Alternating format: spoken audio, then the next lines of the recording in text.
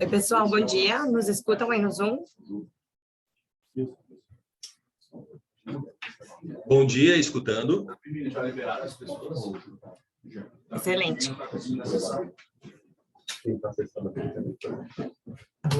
Bom, pessoal, a gente está aqui uns minutinhos atrasados, mas já vamos começando.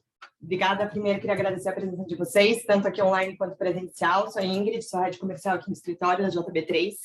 Hoje a gente está aqui com o time da XP Asset, o Fernando Genta, economista, chefe da casa, o Bruno e o Júlio, também são gestores ali dos fundos macros. E a ideia é fazer um bate-papo com o time, na verdade, em junho, né? Junho, Júlio, a gente recebeu o Fernando aqui também, a gente fez um bate-papo aqui para falar um pouquinho de cenário, de economia. E hoje aqui a gente retoma, também olhando aí já para 2023, o que a gente tem de oportunidade com o time da XP. Então, bom dia a todos, fiquem à vontade aqui também, o pessoal que está online, para mandar depois perguntas aqui também.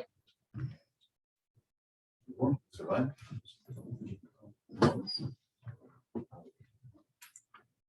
A câmera está aberta? Eu fico aqui, a galera procurando me ver. Bom dia a todos, pessoal. Prazer estar aqui. Muito feliz pelo tempo aí de vocês reservarem para a gente aí uma horinha para a gente falar de cenário. Mas como a Ingrid falou, a casa aqui, a JB3, é uma grande parceira da XP Asset. Eu vou contar um pouquinho aqui do que a gente faz aqui do lado da gestão. Eu estou responsável pelo relacionamento comercial junto com os nossos parceiros e a gente trouxe um time aqui muito forte de gestores para estar aqui com vocês falando. Eu acho que, como a Ingrid falou, a gente tem que estar sempre próximo, principalmente presencialmente, e nada melhor também do que a gente estar próximo a vocês no momento mais desafiador. A gente vai falar um pouco do que foi os últimos 2 meses. Acho que o mercado chacoalhou bastante depois da eleição, a gente tinha uma cabeça, a gente foi se adaptando, e eu acho que essa é a grande graça aqui do nosso mundo, que a gente vai falar que é do multimercado, que é uma estratégia super flexível. A gente vai contar para vocês que a gente consegue se adaptar diante de vários cenários aqui. Deixa eu ver se funciona, acho que não está indo. Eu vou por aqui.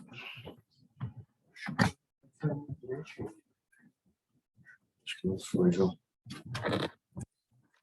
Mesmo aqui não está indo. Você consegue passar aqui o slide para mim. Mas deixa eu falar rapidamente da XP Asset, né? O que é a XP Asset? Hoje nós fazemos gestão de recursos de terceiros, então através da plataforma da XP, através dos nossos parceiros como a JB3, vocês conseguem acessar os nossos produtos. A gente tem hoje 13 estratégias, a gente vai mostrar aqui rapidamente para vocês através de uma mandala, onde a gente consegue expressar aqui todas as frentes que a gente tem da XP Asset. Hoje nós temos sob gestão 150 bilhões, é muito dinheiro, a gente tem uma responsabilidade gigante, então tem um controle de risco, tem um time muito forte por trás aqui da gestão, porque obviamente a gente sabe que qualquer, enfim, problema que a gente tiver em qualquer uma das células, a gente acabaria com todo esse histórico e obviamente acho que vale sempre dizer o alinhamento que a gente tem com vocês, não só com os assessores, mas com os nossos clientes, onde 100% do nosso patrimônio são aplicados nos mesmos produtos que vocês podem acessar. Então, acho que não tem alinhamento melhor, acho que ninguém quer perder dinheiro, é o patrimônio da nossa família, é o que a gente está construindo, está no mesmo veículo, nos mesmos fundos que vocês acessam, tá?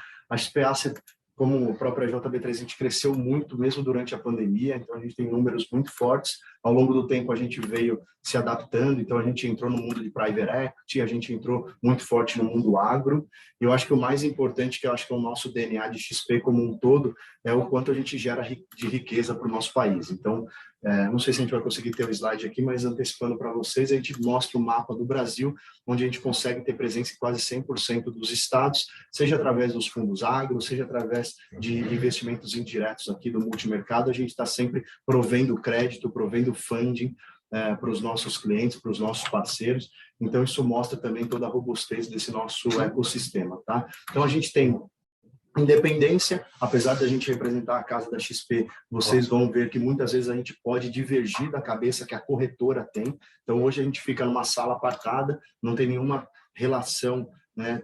Tem, obviamente, todo o compliance, onde deixa a gente no aquário, não tem nenhuma relação ou call que a corretora nos passa. Então, só para vocês entenderem, eu já estou finalizando aqui meu discurso, a gente tem, vocês devem acompanhar, Caio Megalho, Fernando Ferreira, o time de alocação e de economia da XP Corretora, que muitas vezes pode dizer que a Bolsa, fazer uma projeção que a Bolsa vai fechar o ano em 130 mil pontos, e pode ser que a gente esteja vendido com viés de baixa.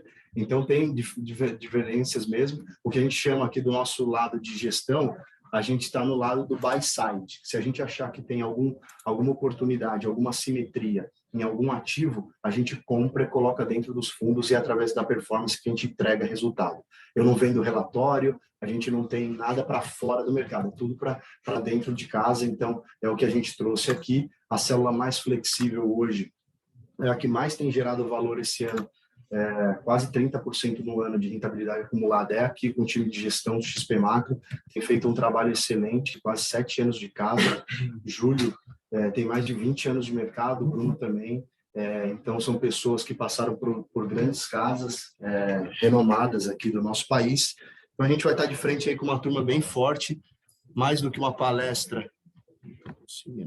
Mas mais do que uma palestra, a gente quer trocar ideia com vocês. Então, vamos falar de mercado, trocar um pouco de o que vocês têm de dúvida, angústia, medo, e a gente vai falar como está a nossa cabeça para 2023. Então, aproveitem aqui, uma honra estar aqui. Obrigado pela parceria, Juliano, Ingrid, João. Vamos lá. Acho que agora foi. Maravilha, obrigado. Deixa eu passar aqui que eu já falei, pessoal. E vamos direto para aqui.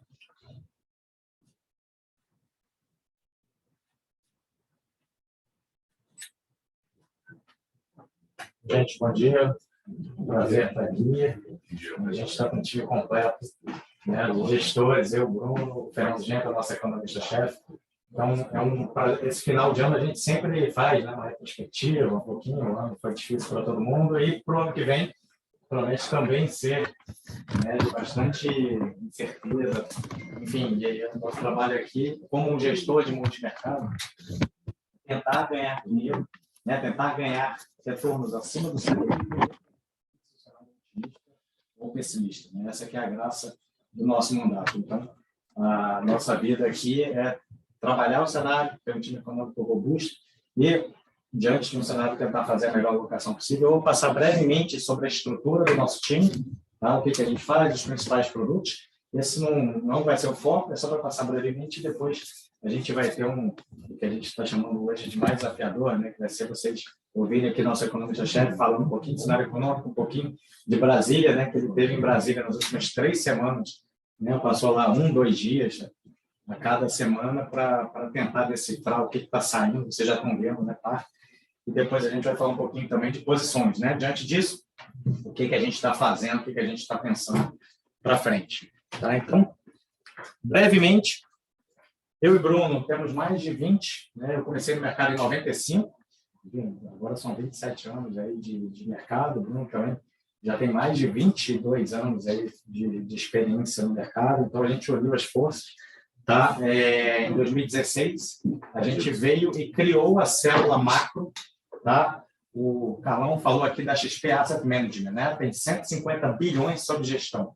Hoje, a nossa célula macro já tem 5 bilhões sob gestão, que foram, né, criados ao longo desses 7 anos de gestão que a gente veio fazendo. Então, eu e o Bruno, em 2016, né, o Guilherme me chamou, ele criou essa célula macro, né, a célula multimercado macro, ele nos chamou, né, com todos os alinhamentos possíveis, né, ações, societariamente ações da XP. A gente tem uma remuneração, né, totalmente atrelada ao nosso business, né, e não foi difícil, então, aceitar esse projeto, né, trazer toda a nossa experiência, né, que a gente teve em outras casas, para implementar o melhor modelo possível que a gente achasse no nosso business, no nosso projeto. Tá? Então, o que a gente fez? Basicamente, eu e Bruno, a gente gosta que o fundo tenha uma cara. O que a gente chama isso? Né? A gente vai definir um cenário e a maior parte do risco é tocado pelo que a gente chama de book principal. Então, eu e ele, a gente tem 70% aproximadamente do risco do fundo, né, tocado por consenso, e a gente tenta extrair do cenário econômico as melhores oportunidades possíveis, tá? Seja no Brasil, seja nos Estados Unidos, seja na Europa, seja em outros países, né, G10, China. A gente quer alocar o fundo no melhor possível para o cliente, tá? Então, o que é melhor? Juros, bolsa, câmbio? Tem alguma proteção para fazer? A gente vai tentar construir o melhor portfólio possível, né, dentro do nosso bolso. Só que nós dois não temos capacidade de olhar tudo e fazer tudo. Então, a gente também acha importante ter o book do que a gente chama o book dos especialistas, né? Então, nós estamos aqui representando um time de mais de 25 pessoas. Se a gente olhar ali, né? Tem books de gestores especializados. E entrando aqui no primeiro, o Marcos Peixoto foi o que se juntou a gente logo no início. Tá? É um book de renda variável, então ele tem uma gestão, tá? No detalhe, ele tem 12 analistas micro, né? Que cobrem todos os setores que vocês imaginarem, banco, setor elétrico, varejo e tudo mais. Eles fazem uma gestão de um book que a gente chama de equity hedge, tem um pouquinho de long short, pode ter algum risco direcional, stock picking, então eles vão no detalhe das ações. Fora esse book de renda variável, a gente também tem um book que cobre juros e moedas globais. Aí a gente está entrando no mundo aí de G7, a gente é dos Estados Unidos, Europa. O Ivan também olha um pouquinho de China e tem trazido, né, esse nosso investimento na área internacional tem trazido bastante retorno nos últimos 3 anos. Tá? Então, tem o Ivan olhando o G10, a gente também tem o Guilherme Lemos olhando a América Latina. Então, a gente foca exclusivamente em México, Chile e Colômbia. Dentro da América Latina, são os países que a gente consegue ter previsibilidade, né, macroeconômica, e a gente consegue replicar o nosso trabalho de Brasil nesses 3 países. O que é isso? É olhar a inflação no detalhe, olhar a política monetária no detalhe e conseguir projetar diante disso, né, trajetória de juros, trajetória de câmbio e tudo mais. E, por fim, a gente tem o João Salchuk, que faz um trabalho bem técnico, tá, de operações na curva de juros brasileira. Ele arbitra opções de juros com DI futuro, ele opera inclinação na curva de juros, né? Vocês, não sei quantos de vocês acompanham, né? Juros de 1 ano, juros de 2 anos, juros de 5 anos, e a gente consegue operar tecnicamente. Mas o mais legal desses 4 books, né, que representam aproximadamente 30% do risco do fundo, não é só o retorno que eles geram, né? Eles estão ali para gerar um retorno, eles têm limite de risco pré-definido, um retorno descorrelacionado do nosso, mas o mais legal é que ele gera uma sinergia muito grande com o nosso book principal. Então, ao colocar, né, gestores especialistas, a gente gera uma discussão diária, né, de todos os mercados. A gente consegue discutir o que está acontecendo na Europa, na China, né, Covid zero, qual é a grande novidade. O FED está subindo juros, vai parar, vai desacelerar, e torna a nossa discussão muito rica e ajuda, naturalmente, a gente também, né, a montar posições no nosso book. Por fim, tem a equipe econômica, Fernando Genta, tem mais 4 pessoas embaixo que cobrem tudo de internacional, tudo de Brasil. Tá? O Genta ele vai falar aqui, ele teve passagem, é importante falar que além do doutorado pela USP, ele teve passagem pelo mercado, né, grandes casas, tá? Ele estava na Verde, quem conhece que é a Verde, é economista de Brasil, principal de Brasil de lá, e ele passou 2 anos no governo Temer, 16 a 18, então parte do que ele contar aqui da experiência política, ele já teve lá em loco. Isso ajuda muito a gente no nosso dia a dia, né? Porque eu acho que hoje em dia não dá para dissociar no Brasil economia de política, né? A economia vai de acordo com as decisões que estão sendo tomadas lá, o tempo inteiro fiscal. Impressionantemente, eu acho que desde 2013, 2014, eu não paro de ter que acompanhar Brasília para saber os rumos da nossa economia aqui no Brasil. Tá? Então, os principais fundos que a gente faz gestão, vocês devem ver o gráfico, assim, os principais, basicamente, são esses, enfim, tem vários aí, mas a estratégia é uma só. Tá? Então, eu, Bruno, aquelas 4 caixinhas, a gente define uma estratégia, tá, de gestão, a gente diversifica diversos ativos ali, e aí a gente tem produto para todo que é tipo de cliente. Tá? O cliente que é mais conservador, né, que é uma volatilidade mais baixa, a gente tem um fundo macro institucional, por exemplo, que tem uma volatilidade de 2,5%, um pouco mais baixa, liquidez diária. Esse é um fundo que vai buscar CDI mais 2,5% no final de um ano. Para o cliente que quer uma volatilidade média, a gente tem o XP Macro. O XP Macro foi o fundo original, que a gente criou em 2016.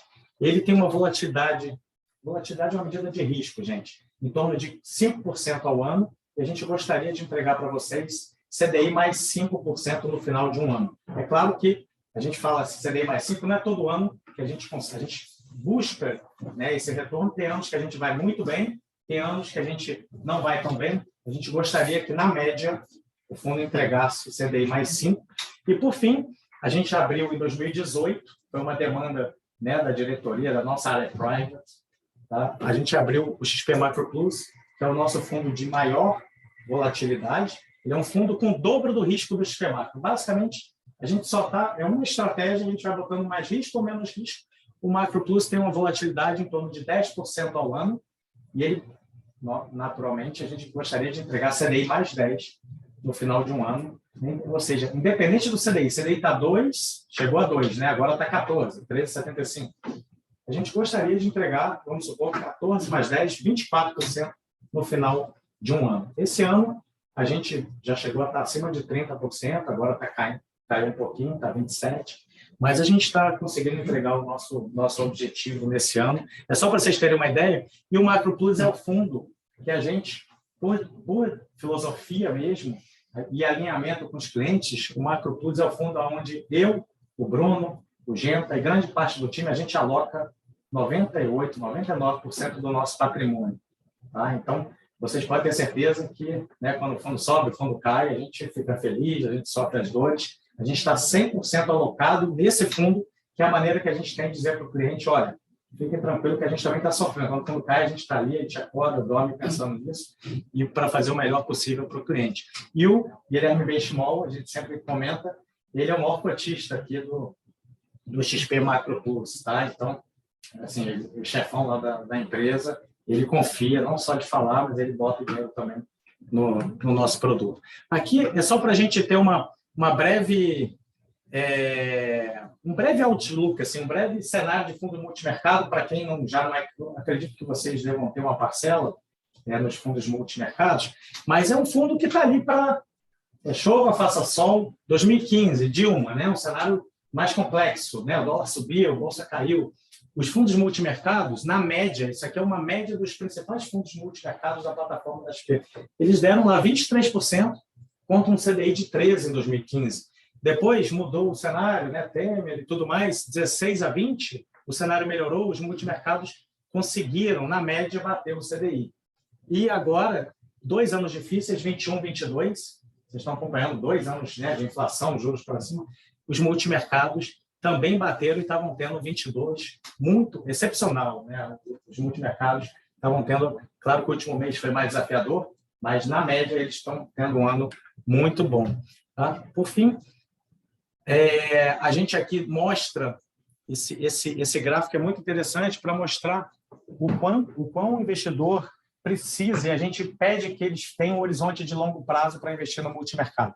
Tá? Então, esse gráfico aqui mostra o seguinte, o cliente que está com a gente entrou em 2016 e está com a gente até hoje, ele está com uma rentabilidade de 300% do CDI. O cliente que entrou em 2018 e está com a gente até hoje, está com uma rentabilidade de 300% no Macro Plus. Tá? O cliente que entrou com a gente antes da pandemia e está com a gente até hoje, está com 300 e pouco, 350% de CDI. Quem entrou mais recentemente, claro, está num período menor, está ganhando 400% de CDI. Então, tem períodos difíceis, tem períodos melhores, mas quem carregou a posição e não sacou, não pulou fora do barco, está com retornos legais. Tá? E vocês consideram que é uma janela bacana assim, de investimento no fundo? Claro que o ideal seria... Né? A gente fala no mínimo 2 anos. 2 a 3 anos é o mínimo que um investidor precisaria ter para que ele possa investir num fundo desse. Tá? Se você tiver uma janela se você ficar nervoso com 6 meses, você entra, sobe, cai, você não pode cobrar das melhores casas, tá? Você não pode cobrar que o retorno volte em 6 meses, 1 ano, porque a gente tem teses de investimento que maturam. Tem momentos que as teses demoram 1 ano, 1 ano e meio para maturar. E aqui é um exemplo de como que as nossas teses são de médio e longo prazo. Isso aqui é um exemplo que o nosso fundo ficou 5 anos com posições otimistas em Brasil. Tá? Então, a gente ficou 5 anos, enfim, naturalmente, né? Entrou o Temer, veio políticas econômicas corretas, a gente acreditou que a inflação ia cair, naturalmente os juros iriam cair, e num cenário de juros caindo, né, e a atividade retomando, a gente também foi comprado em bolsa. Então, a gente apostou na queda dos juros, na alta da bolsa, e, óbvio, em alguns momentos a gente aumentava a posição, a gente saía por causa dos riscos, né, teve o Joesley Day, teve greve dos caminhoneiros, tiveram diversos eventos, tá, mas a direção era aquela. E aí pode ser que não mature a nossa tese de compra a bolsa. Pode ser que ela não suba em 3 meses, nem 6 meses. Às vezes demora 1 ano. Os juros podem cair devagar. Mas quem carrega essa tese, a gente conseguiu bons retornos. Chegou nos últimos 2 anos, a gente começou a apostar na alta de juros americanos no início de 2020. Desculpa, a pandemia foi 2020. No final de 2020, né, que foi quando começou a pressão inflacionária, começou no último trimestre de 2020, tá? Não só no Brasil, como no mundo todo. A gente começou a apostar na alta de juros dos Estados Unidos, México e Chile no final de 2020.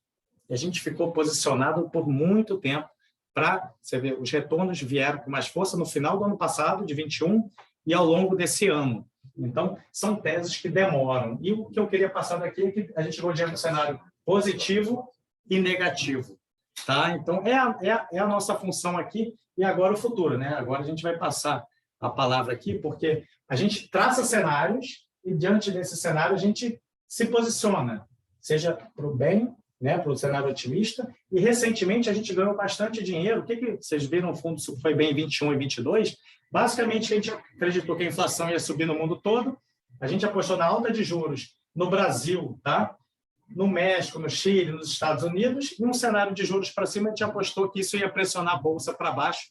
A gente ficou vendido em Bolsa no Brasil no ano passado, tá? No segundo semestre, e ficou vendido em Bolsa Americana ao longo de todo 2022. Então, isso basicamente explica um pouquinho dos nossos retornos, enfim.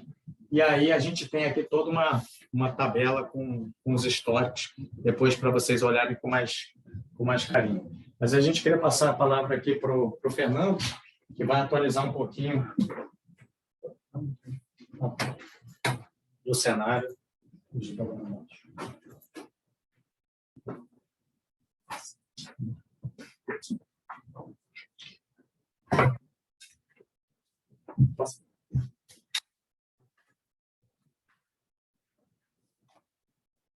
Bom dia a todos. Eu sou, acho que alguns rostos conhecidos já, eu sou o Fernando Jenkins, sou o economista da casa. Passando o nosso cenário, começando pelo internacional. Eu acho que Estados Unidos, a economia continua razoavelmente pujante, então, dado todo o aumento de juros, a gente deve ter no mínimo aí 500 pontos de alta de juros nesse ciclo. Então, os juros nos Estados Unidos estavam em zero por muitos anos, né, chegaram a subir para 2,25, mas logo depois foram cortados, com a pandemia voltaram para zero. A gente está voltando para patamares de juros que a gente viu no final da primeira metade da década passada, em 2006, assim, o juro estava em 5,25, a gente deve voltar para lá. A gente discute se vai precisar subir mais ou menos juro, mas a gente acha que está num momento do ciclo que o juro vai ter subido tanto, eles estavam subindo de 0,75 em 0,75, na reunião de dezembro vão subir 50 pontos. No Brasil, subir meio ponto de juro é algo normal. Nos Estados Unidos é razoavelmente raro, quanto mais o 0,75. A gente vê um mercado de trabalho bastante forte ainda, então todas as transferências que foram dadas às famílias, as famílias ainda não gastaram todo esse dinheiro. A massa salarial está crescendo, então é difícil a gente ver uma desaceleração abrupta no curto prazo. Então, se eles pararem mesmo de subir juro no primeiro trimestre do ano que vem, na casa dos 5,25, a gente vê esse juro ficando nesse patamar, em patamares elevados aí por um bom tempo. Então, quando a gente pensa em Estados Unidos, a gente não vê uma recessão abrupta, mas a gente vê um período de juro alto, provavelmente por todo o ano que vem, pelo menos. Eu acho que assim que ele parar, o mercado vai entrar numa discussão de quando corta, pode ter um ânimo, mas a gente acha que aí vai ter uma rediscussão de falar, não, olha, acho que o juro vai ter que ficar alto lá por um bom tempo. Quando eu vou para a Europa, um cenário parecido no sentido de continuar subindo juro, inflação pressionada, lá eles tiveram um choque brutal de energia, algum arrefecimento de preço na ponta agora, porque eles conseguiram encher os estoques de gás, mas agora com o inverno esses estoques caem, vai ter que ter uma demanda futura para recompor estoque de novo. Então, um equilíbrio bem difícil na Europa, fora as questões geopolíticas que ontem ou antes de ontem o Putin estava falando de risco de guerra nuclear. Então, enfim, é uma coisa que há 2 anos seria impensável pôr no cenário, e a gente tem que pensar também. Mas é um cenário que é um cenário de juro alto também. E, por fim, China, a gente via com certo ceticismo o desempenho da economia chinesa para esse ano, para o ano que vem, né, para 2023, mas, aparentemente, a fadiga dessa política de Covid-0, os impactos sociais que ela começa a ter, fazem com que o governo deva migrar para uma reabertura mais acelerada. Então, agora anúncio que você não precisa mais de comprovante de teste para vacinar, você não precisa, você pode fazer só o seu isolamento na sua casa. Enfim, E uma coisa que a gente aprendeu nos últimos 2 anos é que reabertura puxa muito o crescimento econômico. Então, estava todo mundo meio pessimista com China. Eu acho que tendo uma reabertura de Covid lá, a gente pode ter uma onda de crescimento que pode bater em preço de commodity, enfim, mudar bastante a dinâmica para o Brasil. A única exceção que eu pontuo quanto à reabertura de China. O que foi reabertura de Covid? Você vacina idosos, você vacina uma parcela da sua população e você reabre. E os idosos na China continuam muito pouco vacinados. Então, vai ser desafiador aí não ter uma paralisia no sistema de saúde ou mesmo um recuo em algum momento dessa reabertura se ela for desordenada. Mas ao longo de 2023, a gente acha bem razoável pensar numa economia reacelerando por conta disso. Indo para o Brasil. Então, um resumo aí de mundo, um mundo de juro alto, não conseguindo ficar muito animado com o crescimento dos Estados Unidos e Europa, não é um caso de recessão aguda, mas com uma política de juro alto por muito tempo, a gente deve ter aí uma desaceleração da economia americana. Se vai ser gradual, se vai ser abrupta, é raro você conseguir desacelerar da magnitude do quão aquecido que está, do quanto que subiu a economia. Você conseguir fazer um pouso suave é um negócio extremamente raro, mas pode acontecer. Então, a gente não vê um risco iminente de recessão a curto prazo. Acho que esse é o principal ponto. Então, é um mundo que aquela chance de uma recessão global forte sai, até com reabertura de China, ou diminui, mas o mundo de juros altos continua. Quando a gente vem para o Brasil, a cabeça que a gente tinha das eleições, a gente achava, enfim, a gente via um certo grau de favoritismo do Lula e ganhou. Então, agora tem que ver o que vai acontecer. A nossa cabeça de governo Lula era um governo que terminava pior do que começava. E é um governo que está começando muito pior do que a gente imaginava, né? Que a gente tinha grandes expectativas, mas está começando muito pior, mas a gente continua achando que vai terminar pior do que começa. Tá? Ou pelo menos que vai ter momentos ainda piores. Eu estou bastante surpreso. Então... Posso fazer uma pergunta? Pode, claro. O que me chama a atenção diante desse cenário que você está dizendo agora? Lá fora ou aqui? Aqui dentro. Pelo menos dentro da minha obviedade econômica, não é política, é econômica, pelo amor de Deus. Por que os especialistas na área de finanças acreditavam tanto nessa possibilidade desse viés que se apresenta e que se tornou realidade? Por que eles acreditavam porque eles achavam que ia ser ruim ou porque eles antecipavam que ia ser ruim? Por que a gente via, pelo menos do que a imprensa aberta, aí, né, dessa que a gente conhece? Economistas famosos declarando apoio ao... Por que, mesmo dentro da minha santa ignorância, eu via um cenário econômico tão assim... Eu posso... eles não. Os caras são os especialistas e eu não posso responder por eles, dado que eu não estava nessa ponta. Mas o discurso que se dá... tem que apanhar mesmo. Teve economistas famosos que falaram que fizeram uma entrevista com o Lula por telepatia, ficaram otimistas. Então, não vou defender aqui. Não fui eu, não é possível. Pessoas tão eminentes aí da área econômica. Mas eu acho, sendo bem honesto, eu que estava na ponta longe de ser otimista, não esperava um buraco a ser iniciado assim. Mas eu acho que vale a pena conversar com vocês um pouco da história, do contexto mais amplo dessa PEC que foi aprovada ontem no Senado e que, na minha visão, deve ser aprovada da mesma forma na Câmara. Tá? Então, primeiro, essa é uma PEC que ela atende a 3 grupos de interesse. O primeiro deles é o governo atual, o governo federal. Por quê? Ao longo do ano, a gente descobriu que a despesa com previdência ia ser muito mais alta do que se antecipava. Se formou uma fila virtual no INSS e a gente descobriu que a rubrica de despesas previdenciárias vai ser 20 bilhões de reais acima do que se antecipava. Evidentemente, a gente teve a última PEC, que levou-os para R$600 o auxílio, o Vale Caminhoneiro e tudo mais, que consumiu parte disso, e a gente chega com um governo federal que não tem caixa hoje. Não é que não tem caixa, mas que pagar essas despesas estouraria o teto de gastos, o que geraria aí consequências administrativas, processos. Então, esse era um grupo, tanto que se você for olhar a votação do Senado ontem, 13 votos contrários só. Então, você vê que é um negócio, foi um acordo que pegou para todo mundo. Passou muito bem, né? Passou muito bem. Mas passou muito grande. Mas o importante é 3 grupos. Então, o governo atual tinha interesse nessa PEC. E foi por isso que ela saiu. O Congresso Nacional tinha interesse nessa PEC. Quais que eram os interesses do Congresso nessa PEC?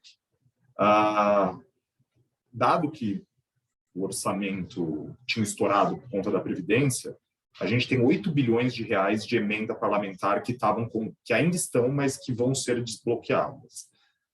Metade da Câmara não se reelegeu e 2/3 dos senadores que disputaram a eleição não se reelegeram.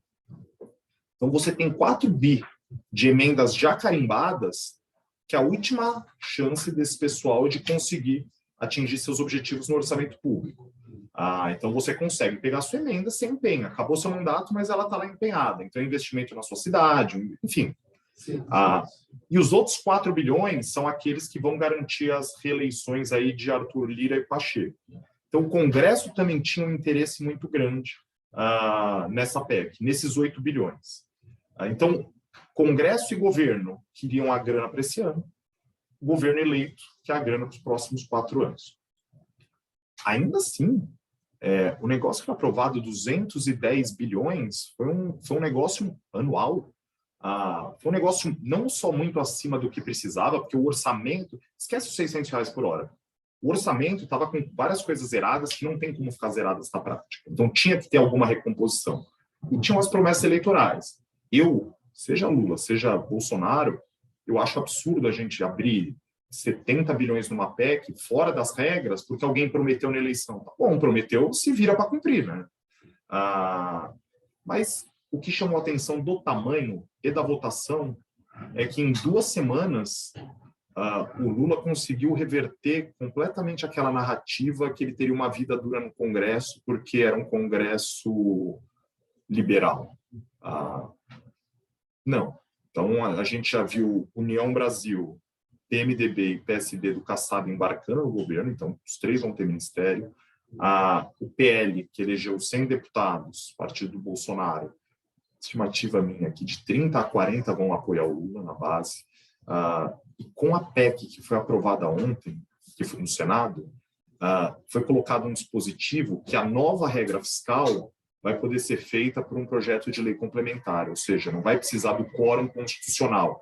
Então, mesmo o Senado ficando um pouco mais duro, o Lula vai ter, acho que, uma PEC para votar no Senado em 4 anos, que vai ser a reforma tributária, que vai ser de interesse do Senado.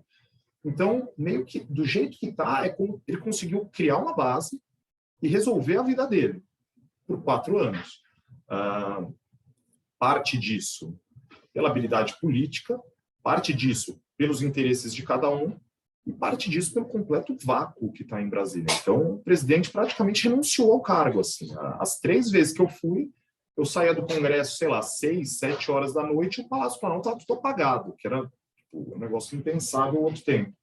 Em Brasília, a gente fala que não tem vácuo, o poder não tem vácuo, né? Então, ele foi muito rapidamente preenchido. Do jeito que as coisas foram aprovadas, um governo que sai com toda essa capacidade de gasto, vai sair com um déficit primário de 1,5% do PIB, o que é o normal? No primeiro ano você junta, você arruma a casa, no segundo ano você toca um pouco da sua agenda, no terceiro e 4º ano você toca a reeleição. Agora, um governo que já sai gastando 200 bi acima da regra fiscal, na hora que chega, e vai ter que pagar essa conta de alguma forma, vai fazer isso nos últimos 2 anos, vai inverter a lógica, vai sacrificar a reeleição para estar subindo. Acho muito difícil. Acho muito difícil a gente fazer um ajuste de 3 pontos do PIB de carga tributária sem uma crise. Nunca fizemos no Brasil. Falar assim, não, agora vai vigorar a responsabilidade, o Haddad vai ser o ministro, e agora a gente vai fazer um baita ajuste fiscal. Me surpreenderia se a gente caminhasse por aí. Mas mesmo que a gente caminhe, então o primeiro exercício que eu quero fazer com vocês o governo vai ser fiscalmente responsável, ele vai conseguir aprovar no Congresso a alta de imposto que precisar para pagar essa conta. Se o governo for fiscalmente responsável, o que a gente espera do Brasil nos próximos 4 anos do ponto de vista macro?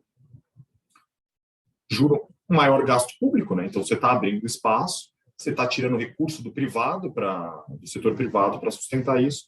Vai ser uma economia com juro mais alto, com inflação mais alta. Aqueles setores que dependem mais de juro baixo sofrem. A construção um pouco misto, porque a gente vai, sei lá, vai passar o DENIT, agora vai voltar um orçamento de 20 bi. Minha Casa Minha Vida, 6 bilhões. Então, acho que tem setores da construção que podem se beneficiar, mas acho que os setores mais ligados a juro baixo não vão ter uma boa performance. A gente abandonou o regime que a gente começou em 2016 de reduzir gasto público para tentar trazer o privado via juro baixo. Então, aquele mundo que a gente conseguiu levar a Selic primeiro para 6,5%, depois para 4,25%, não estou nem falando dos 2% que foi para a pandemia. Aquilo lá, na minha opinião, não volta mais. Não volta uma parte menor, porque o juro no mundo vai ser mais alto, mas principalmente porque a gente mudou o nosso polo de política. Então, aquele congresso reformista, aquele congresso liberal, entre aspas, eu acho que se aposentou, tá? Os mesmos nomes. Só para referenciar o juro, para finalizar. Mas esse juro, por mais alto que seja, não deve passar de um dígito, né? Sempre vai ficar nessa casa de um dígito, né? Sempre eu acho que é muito tempo. A gente estava discutindo corte de juro no Brasil, sei lá, na virada do primeiro para o segundo trimestre. E aí poderia cortar o juro eventualmente, sei lá, o mercado chegou a ter, tudo bem que era 24, mas chegou a ter 400 pontos de queda. E agora, você olha para a curva, tem alta, um pouquinho de alta. Eu não vejo alta no curto prazo, dentro dos cenários que eu vi. Não acho impossível ter alta, acho que voltou a estar na mesa subir mais os juros, dependendo do que acontecer. Mas não parece que é para onde as coisas vão no curto prazo. Mas acho que vai demorar mais para cortar, vai cortar mais devagar e vai terminar num patamar mais alto. Quão mais alto vai ser esse patamar vai depender das medidas que a nova equipe econômica tomar. Difícil de início ficar muito construtivo. Para vocês verem o quão construtivo eu estou, eu acho que o menor dos problemas que a gente vai ter é o Haddad de ministro.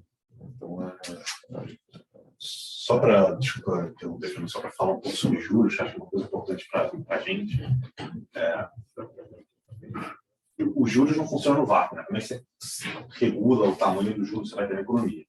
A gente gosta de pensar que existe o que a gente chama de um juro neutro. Que é um juro real, né? Um juro descontado da inflação, um juro que equilibra a economia, né? Ele nem acelera nem desacelera a economia.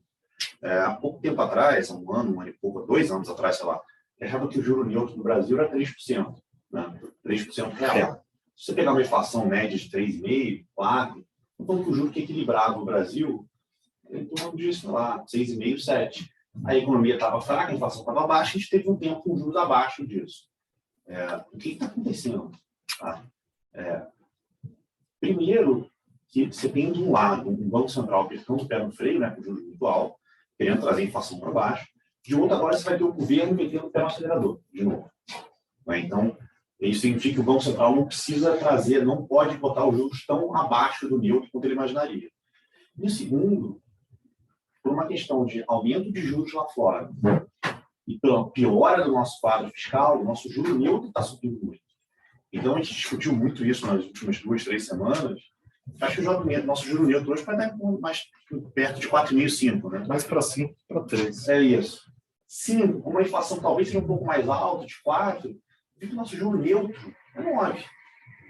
Com o Banco Central ainda, com o governo apertando o pé no acelerador, não dá para botar abaixo disso. Acho que é daí para cima. Então, é um pouco o que o Fernando está falando, a gente não acredita num cenário de quedas iminentes, nem de quedas fortes. Acho que, corroborando um pouco isso, hoje o Itaú soltou uma nota falando que acha uma chance enorme que o juros não caia no ano que vem. Se cair, vai ser um pouquinho no final do ano. Acho que é um pouco isso que o Fernando está falando. Imagina, não. Muito bom. Então, nessa esteira do que o Bruno colocou, o juro vai voltar para um dígito? Não sei, honestamente, se vai voltar. Então, e de novo, esse é um cenário que o governo consegue aumentar os impostos. Um cenário que fique claro que o governo não vai conseguir. Então, você vê uma entrevista do Alckmin, tem muito subsídio para cortar, e você vai ver quais são os grandes subsídios do Brasil. Zona Franca, esse governo vai acabar com a Zona Franca? Não vai. Desoneração de imposto da cesta básica? Não vai. Simples Nacional? Não vai. Então, vai ser difícil o governo conseguir subir esses impostos. Então, pode ser que em algum momento o mercado questione a sustentabilidade da dívida, porque eu acredito que a gente vai ter a dívida vai subir nos 4 anos, muito provavelmente. Quanto tempo vai demorar? Porque a gente vê o mercado está razoavelmente... Teve uma piora de nível, especialmente de juro, não de câmbio, mas teve uma piora de nível de juro, mas parece que a gente está onde está na curva de juro. No caso da Dilma, foram 3 anos de bobagem até o mercado estourar. No Reino Unido, foi 1 semana de bobagem até o mercado estourar. Em que ponto que a gente vai estar, eu não sei. O que eu espero para o ano que vem de economia brasileira? Primeiro, paradoxalmente, eu estou pensando até em revisar um pouco para cima a minha projeção de PIB. Por quê? Porque para mim não está tão claro que o Banco Central vai mudar substancial. Acho que o Banco Central vai cortar menos e vai demorar mais, mas esse corte de juros ia bater mais o crescimento de 24, dadas as defasagens, do que 2023. Se você colocar 200 bi na economia, num primeiro momento você tem um impacto positivo. Se você não tiver um baita aperto de condição financeira, no primeiro momento você tem um impacto positivo. Você vai fazer um monte de estrada pelo Brasil, vai fazer um monte de casa do Minha Casa Minha Vida, você vai dar mais 70 bilhões para as famílias do Bolsa Família, esse dinheiro vai ser gasto, esse dinheiro vai rodar. Então, pode ser que a gente tenha, num primeiro momento, um crescimento melhor do que se esperava, ainda mais se a China tiver essa reabertura ajudando. Eu acho que o fiscal vai ser ruim, mas acho que o governo vai tentar aquelas ferramentas que ele costumava fazer, então acho que vai ter refis, que aí você rouba a arrecadação futura para aumentar um pouco o presente. Eles falam de uma nova repatriação. Talvez não, muito provavelmente vai voltar o imposto federal da gasolina, só que para voltar, eu acredito que ele vai baixar a Petro na marra. Então ele vai acabar arrecadando menos com dividendo, menos com IRPJ, CSL da Petro, mas líquido é positivo. Então, acho que os números de 2020, se o mercado ficar nesse nível que está, e com os números de 23 começando a não vir tão ruins, eu acho que pode ganhar um tempo até a coisa...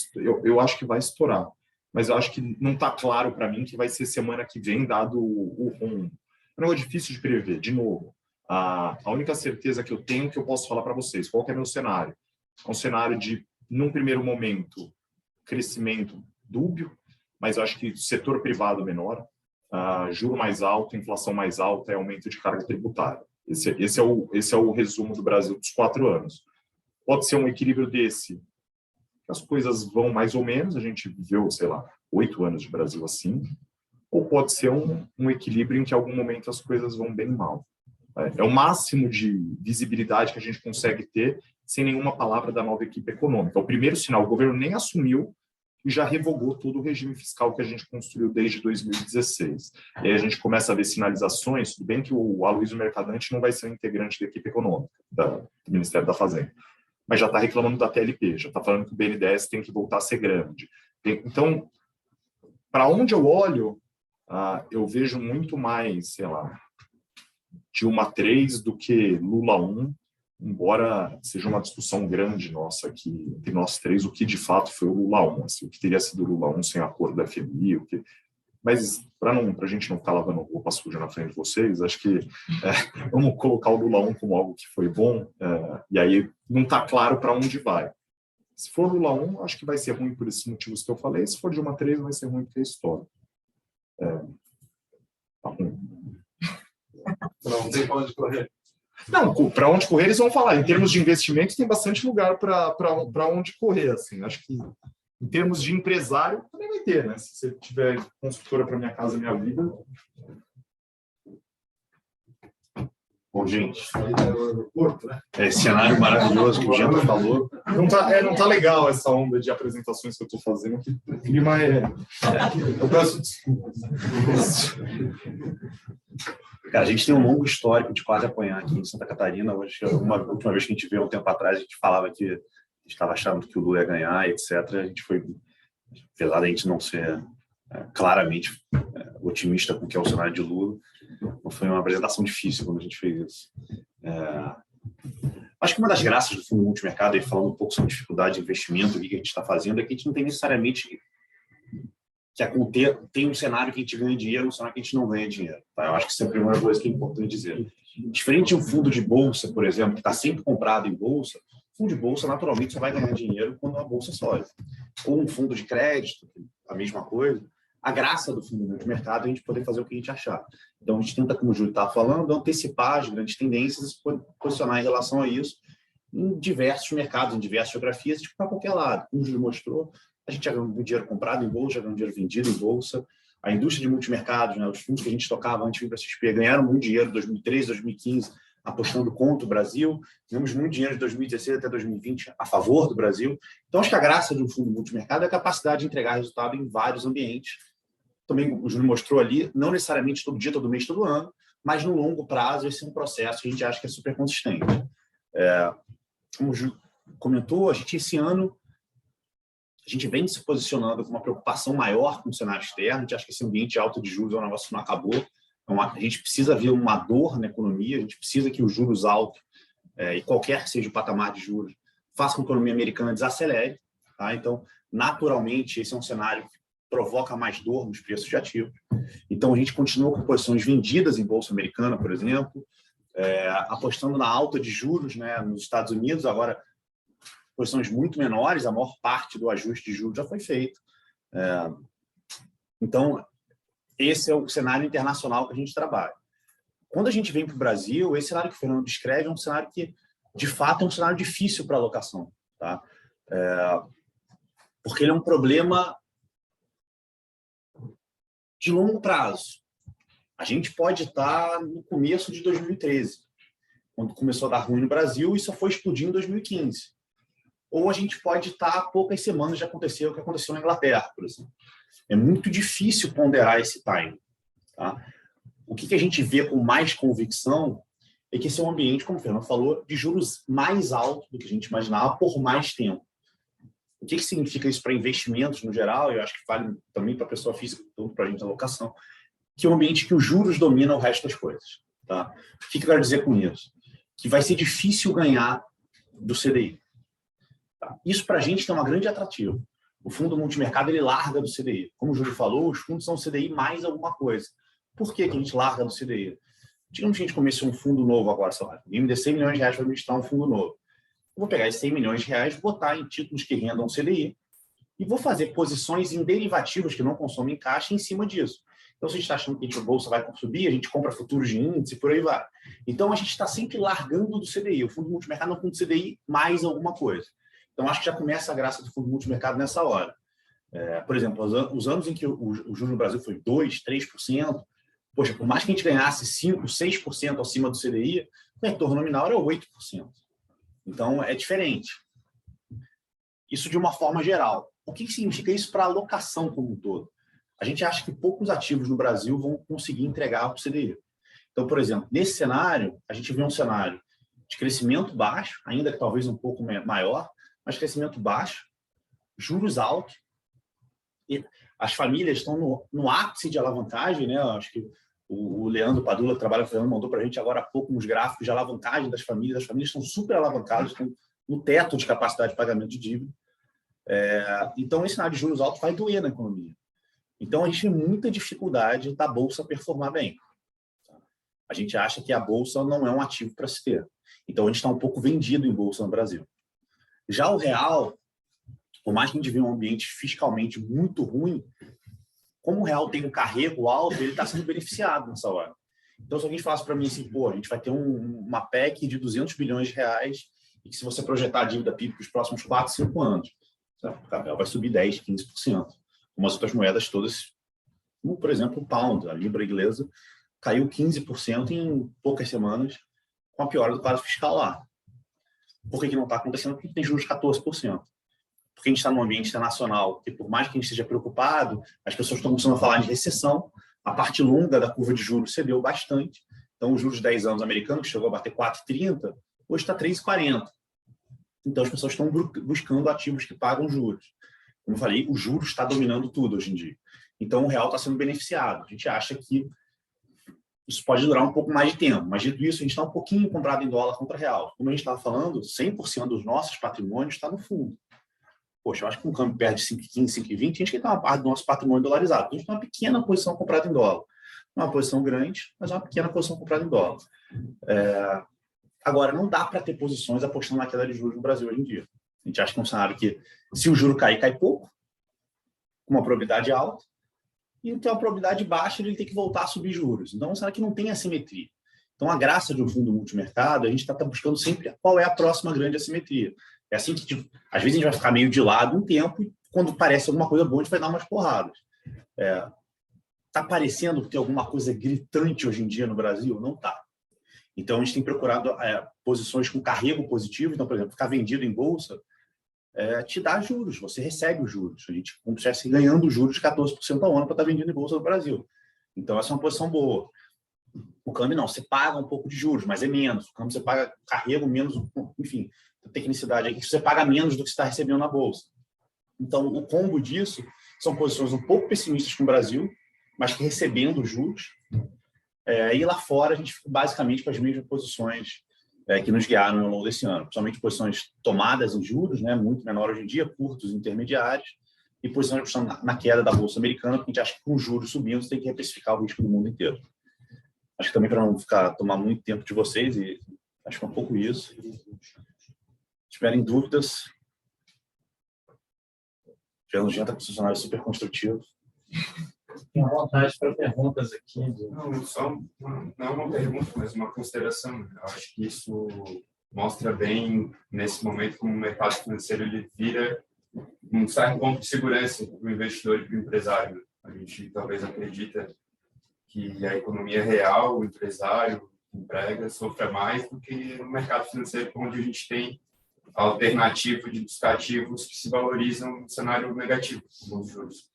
Então, no Brasil de 2018, crescendo bem, diminuindo juros, o fundo tende a render menos do que um Brasil em 2023, com uma Selic alta, nominalmente comparando um com o outro, não em relação ao CDI.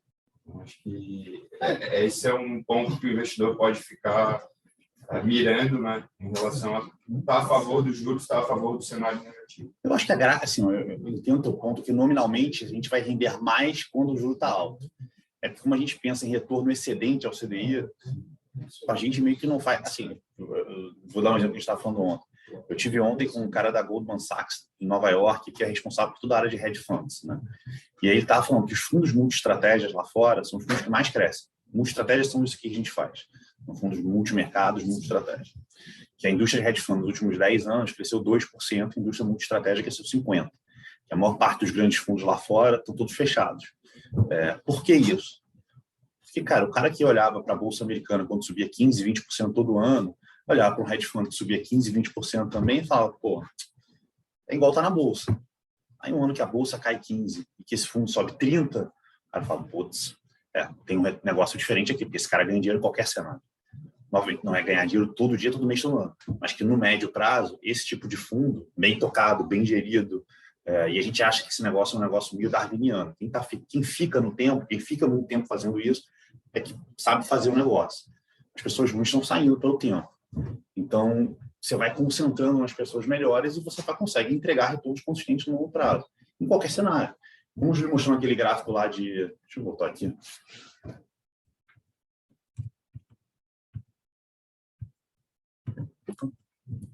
Esse gráfico eu acho muito bom.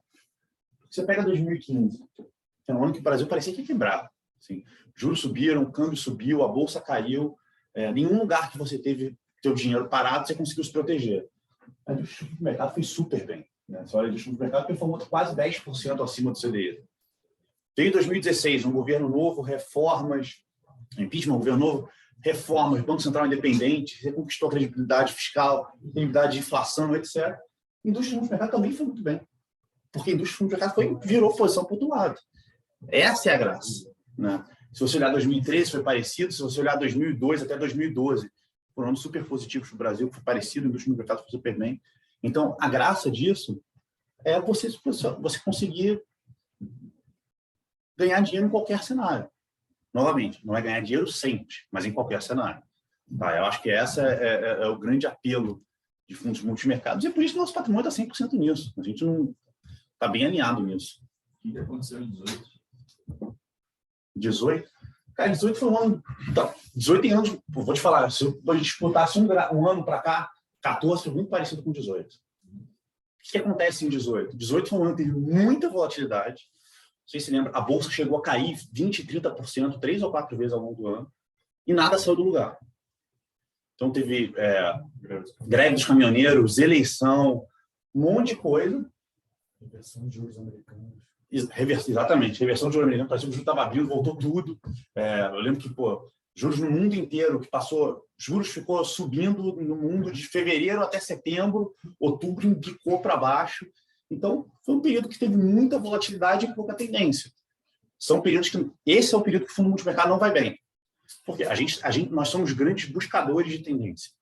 E já sempre tentando antecipar qual é a próxima tendência. 2014 foi muito parecido. 2014 o Brasil estava sendo destruído já. Começou em 2013. Mas foi um ano que teve uma reversão internacional muito forte. A Europa começou a desacelerar forte, depois a China. Os juros voltaram muito lá fora. Então a gente teve um ambiente que o Brasil estava indo muito mal, mas o externo estava melhorando, o Banco Central estava vendendo dólar. Então, nada que a gente achava que estava ruim estava indo para o preço. Aí chegou 2015, não teve jeito, as coisas explodiram. Então, isso reforça um pouco do call de longo prazo. As pessoas que abandonaram o fundo de multimercado em 2014, 2018, perderam isso tudo. Tinha um cara que trabalhava com a gente, Samuel Ponsoni,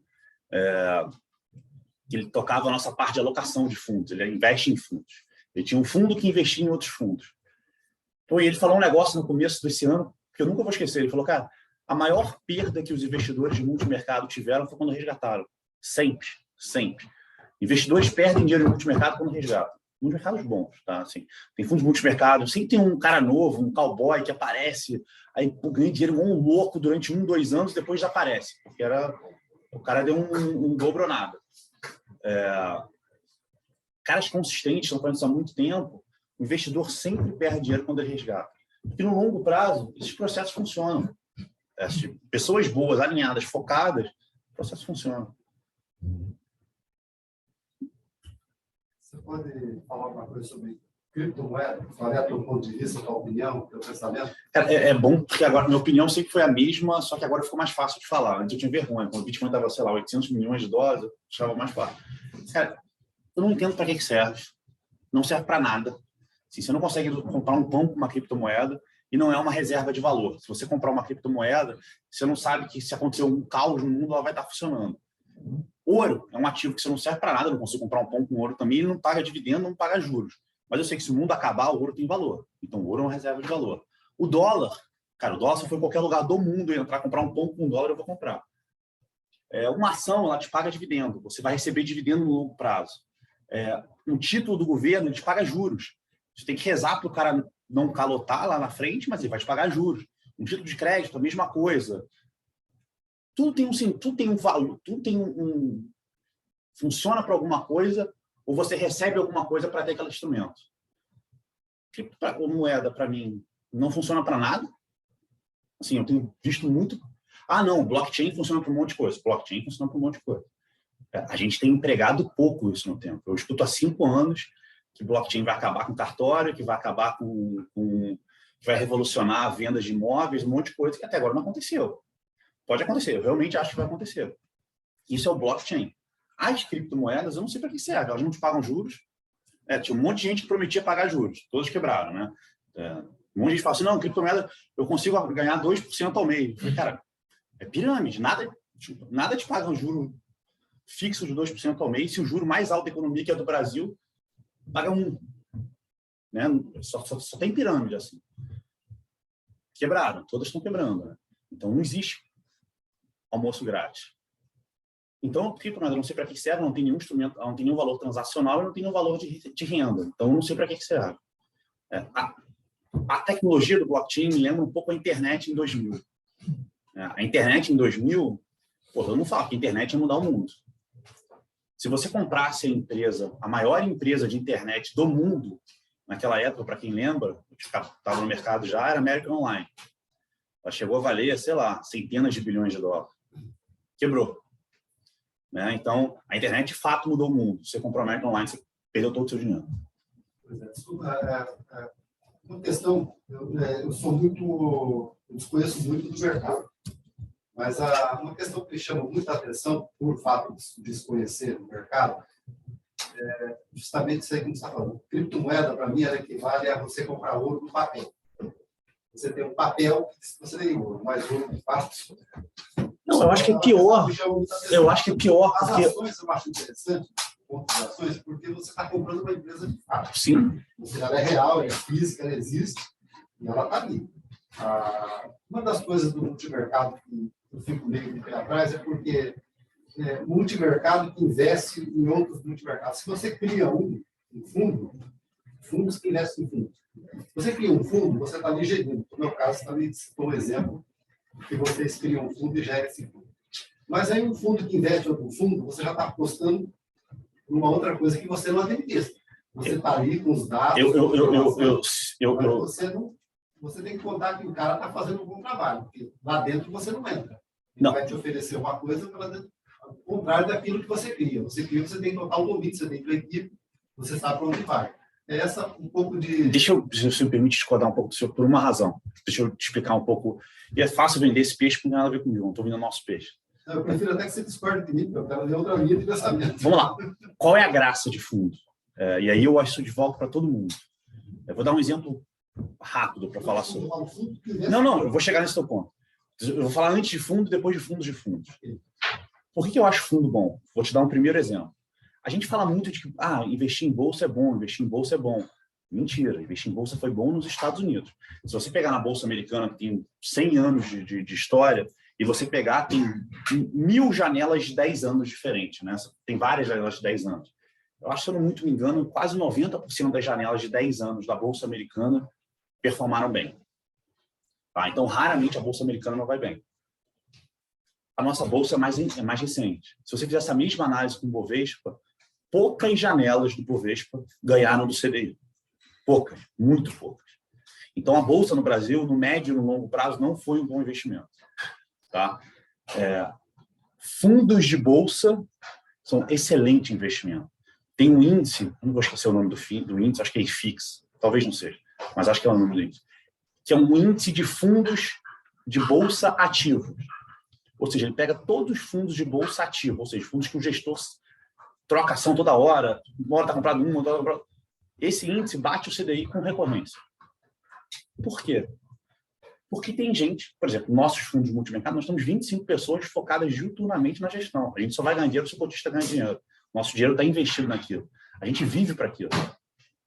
Então, gestores ativos bem focados, alinhados, etc., conseguem entrar retorno positivo. Quando o senhor está investindo num fundo, o senhor está investindo, na verdade, nas pessoas que gerem aquele fundo. Não é nada diferente disso. Pessoas e processos. Eu e o Júlio somos os donos do fundo, por exemplo. O senhor está investindo, grosso modo, no que a gente fala, no que a gente acha, no como a gente pensa no negócio. Não é o que a gente vai fazer só com investimento. É como a gente pensa no negócio. O que a gente vai contratar, os processos que a gente vai fazer, como a gente vai alinhar as pessoas, etc, etc, etc. E esse time todo de 25 pessoas. Então, o fundo são pessoas, processos que geram performance. Se um dia a gente sair, o fundo pode até ser muito melhor, mas é um outro fundo. E vice-versa para vários outros fundos. Então, quando o senhor investe num fundo de fundos, continuam sendo a mesma coisa, são pessoas e processos. Qual é a graça de um fundo de fundos? É porque ele vai fazer um trabalho que é muito difícil de fazer. É muito fácil olhar para o meu fundo, ver a rentabilidade e falar, caraca, os caras tinham um retorno, né? Pô, o Macro Plus deu CDI mais 110%. Cara, é incrível, muito bom. Vamos investir nesse fundo. Mas não é sempre assim. Primeiro tem janelas aqui, sei lá, em 2018, que o senhor perguntou, a gente deu 90% de CDI. Muita gente resgatou do fundo aqui. Perdeu tudo que veio depois.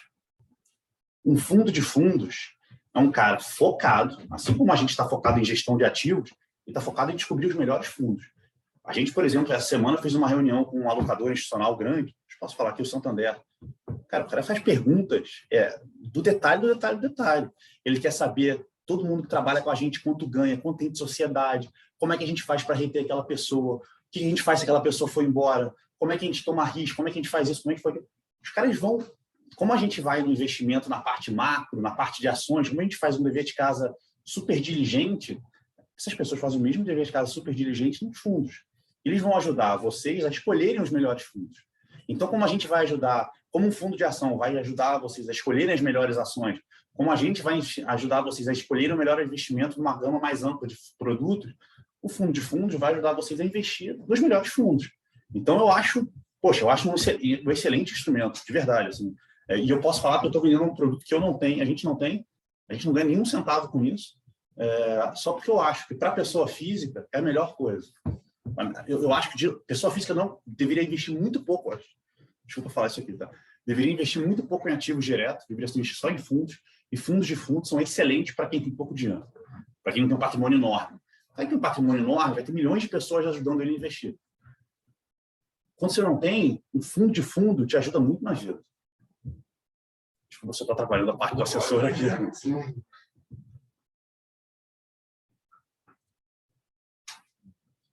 É isso? Obrigado, gente.